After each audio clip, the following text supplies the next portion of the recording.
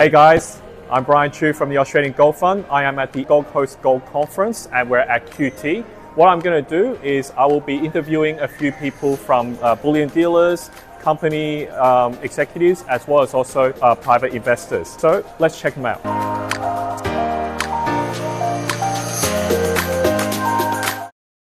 Hi guys, I'm at the 2026 Gold Coast Gold Conference, and with me is the chairman of Witwatersrand West Wits Mining. It's Michael Quinnett. Thank you very much for your time. Thank you for being here. So just a little bit of context about West Wits Mining. I am aware of the company, and I have to give credit to my newsletter readers at Gold Stock Pro for having raised it with me for some time, and they've been asking me, what are your thoughts on West Wits Mining? Can you give me some comment about it?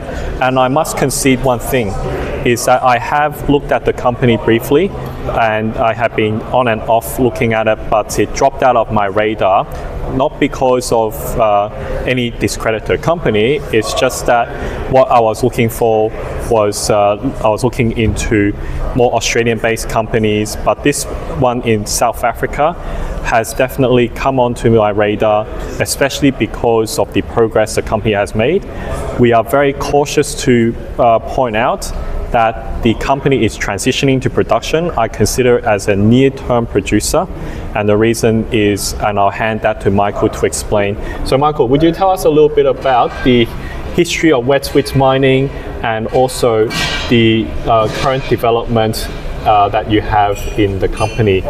Yeah, so I got involved in mining projects in South Africa some 20 years ago, and that led to me becoming chairman of this company some time ago. And this particular project at Soweto was one we started working on seriously about 10 years ago. So like all mining companies, it's a 10-year overnight success, as they say. So we're now at a point where we've gone through, I think mining to me and the process of mining, and you're very across mining, is about de-risking all the time. And the process of de-risking involves finding can you find the ore? Can you delineate the ore? Can you come up with a feasibility study to actually mine the ore? Can you then get permitted and go through all the green appeals and all the things you go and all the licenses you need, and then the funding comes in, and so all that stuff happens. Well, I'm glad to say we're sitting here today in 2026 that most of those things we've done. Yes, exactly. We are now actually mining. We've produced our first ore, although as you say it's transitional to full production. This is ore that we're producing incidental to our development of the underground mine. But we have all those permits, we have all the approvals, and we have the funding. And I think in this environment, particularly the turbulence in the last few weeks, I'm very glad we have the funding, because it would be hard now looking to rely on the market. So what we're doing is we want to walk before we run. We have a massive resource here in South Africa. We've got over 7.2 million ounces, but our first project, stage 1, which we call Kwala, which means new beginning. What language is that from? It's in the local Xhosa language. Right, So new beginning, and we say Kwala shallows because we want people to know it's a shallow mine. We're starting at surface. So one of the things that really surprised us about this project when we got there was that we found a 3 to 4 gram per tonne ore body of gold sitting at surface untouched with 3 kilometres of strike. And we thought, gee, we found that in Western Australia would be very popular. Yes, exactly.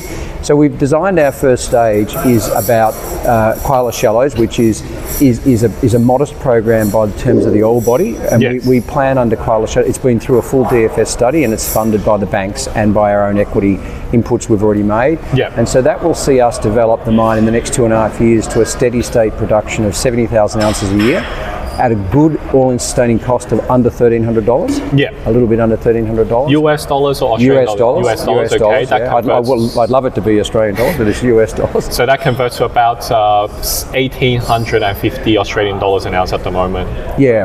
About that. And and of course that was all done. All of our studies, and I quote you numbers on NPV and paybacks and internal rate of returns. Our DFS was released and updated last July, and it was done then on a consensus gold price of $2,850. So even with this pullback in the last few weeks, you can see we're comfortably above that. Well above that. So at the moment we're looking good. The mine's been in operation now for 8 months. We've been stockpiling, and we did our first pour at the Izulwini plant of Sibanye last week. We're not building a plant. That's another thing I think de-risks the project. There's some risk in not owning your own plant, but the upside for me is you're not having to put $200 million at risk to build it, Yes. to permit it, and then you've got to start the whole thing up and make sure it works. You know, we're going to an existing plant that's fully staffed with and permitted. And there's a lot of risk in building a processing plant besides the funding. Most companies are not going to do it fully with equity because the shareholders are going to string up but the directors and the management for diluting their shares. Yeah. And if they take up too much debt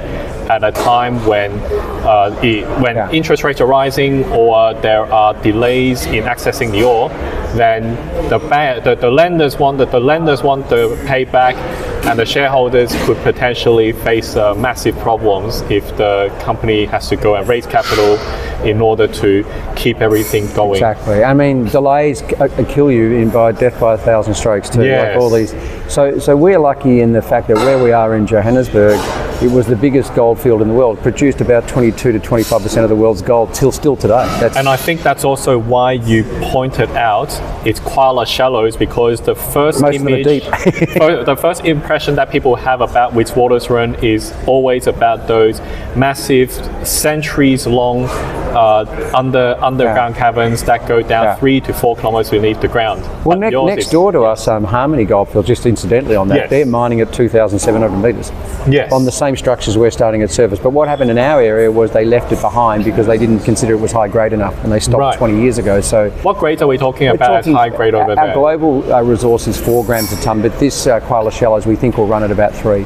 And that's shallows at 3 grams a tonne. That's actually pretty impressive, because in Australia, 3 grams per tonne is already good enough for underground mining. And in South Africa, what are the cost levels like over there in terms of labour costs, processing costs, and etc.?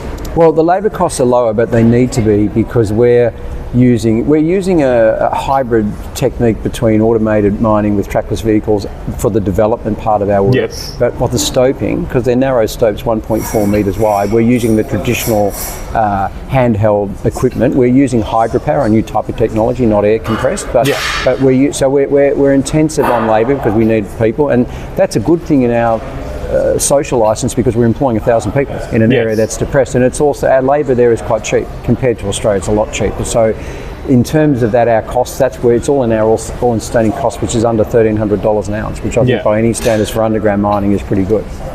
So the other thing is on the plant side, you know, because South Africa was the biggest producer in the world, there's lots of excess plant capacity around us. So we don't, it's not just the Ezawini plant at Sibanye. You know, we have options available to us at Harmony's plant next door. We have other options in the area. So, and I think, you know, Sibanye has another 3 plants that are on care and maintenance. So there's lots of capacity where we don't need to build a plant.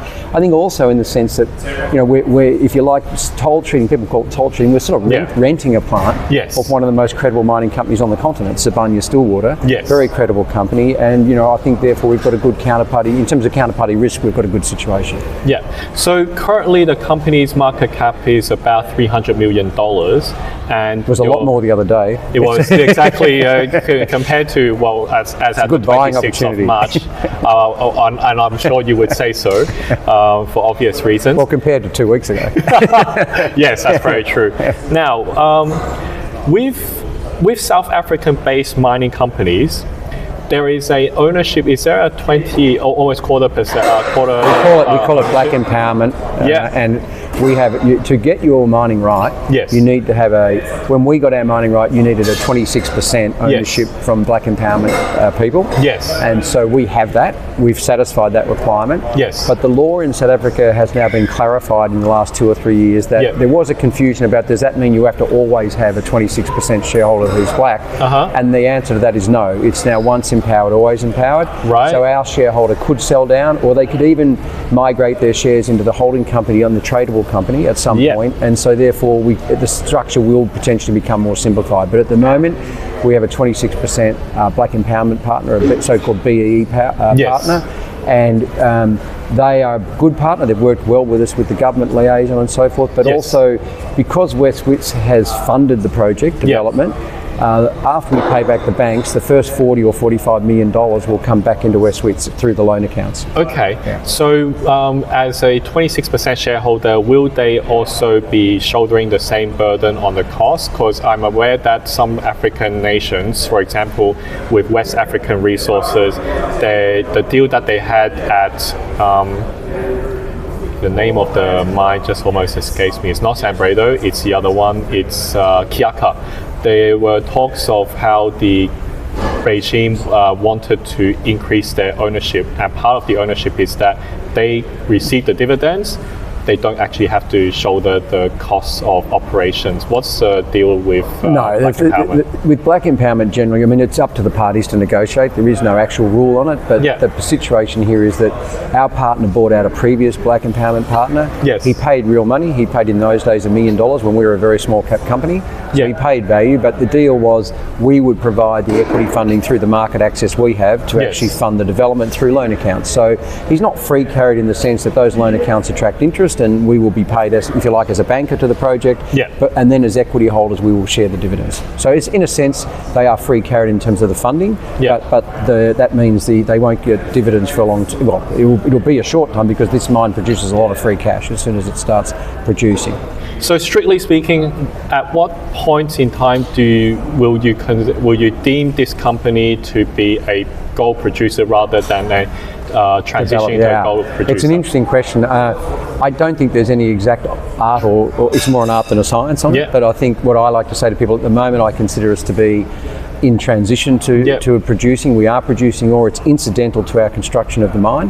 But at some point when the production, and it's also defraying the costs of our construction because we're using the revenue from that gold we're producing to reduce our reliance on debt or equity. So it's a source of funds, if you like, for about 25% of our construction budget. So I think, though, probably in my view, it's 2.5 years before we get to steady state, but I would say in another year, we'd be producing then at a run rate of, say, 20,000 ounces building to 70,000. I think you can call us a producer there because that's becoming quite serious size production. So no direct plans to either purchase a processing plant that is in care and maintenance or to build your own given the capacity? We're working through that because this, as I said before, we wanted to walk before we ran, and so this project is quite modest in terms of the capex and in terms of the size it gets to. We get to 70,000 ounces a year for 12 years.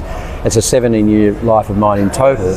But on top of that, we have an ore body of 7.2 million ounces already on JORC, most of which is in measured and indicated. So our plan is to actually expand, and we have an aspirational target of 200,000 ounces a year, which means we know how to do, if you like, the logistics of accessing that ore. We need to build more drives and declines and do that. So we know that. What we've got to do is solve also the processing solution, because at that sort of level we want to take over control of a plant ourselves. And so we've entered some sort of initial discussions with third parties that have plants. Suffice to say that's all going into a scoping study that we've commissioned recently, and the scoping study will come out mid-year.